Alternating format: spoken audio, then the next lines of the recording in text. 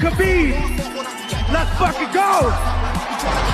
It's time. قطر خونی که کردش واسه واجد عشقون و داغون شکر آمد مطمئن ناخوشی گریه ها و یادت نیست به جز سگ کوچیک همه بودن نارفیق و هیچ کدوم از خوبیای من رو یادت نیست اما خیلی خوب راه قدم و واردی خدای من شده کم تو عکسیان داری با طرفدارام که اونم تو حال ما نیست تو نمیخواستی تغییرات منو ببینی خواستی بندازی تو بیراه بعدش بپیچی اگه رهانیم به قول خودت بچه شیطان که با خدا میکنه توانی تو یه فرشته میتونی عشقاشو دراری میتونی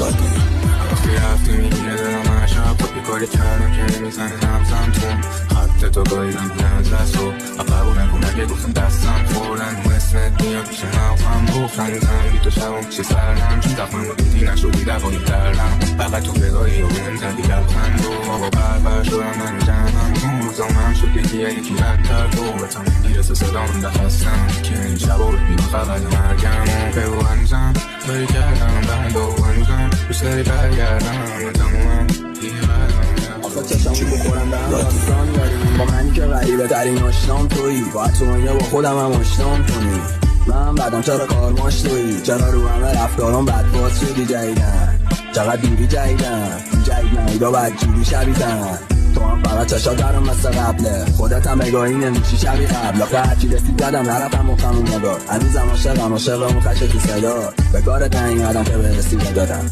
بچشیدم کنار راحت بزنیم به جای ولی قول دادم رد نمیدم بدونم بلدم صد دور بگیرم شمارتو یه روز صدا زنده میکرد جنازم الان پشت درچی میگم تا به حال بهت گفتم چقدر زیبایی دست لای موهام میخونی لالایی دلم درد میکنه میگی خوب میشی الهی هم میزنی با دست دیگت نبار توی چای موشک و موشک بارون و اون دوران توشک دشمن جای دیگه شهید سر کوچه اجله های رنگی لباسای جنگی ابرای قطار با روکشای سنگی آشیر خطر یعنی روی سطح امنی من تو بغلتم میدونی زیر زمین تاریکی و ترس با اون نور شم وضعیت سفیده یعنی بازم میشیم کم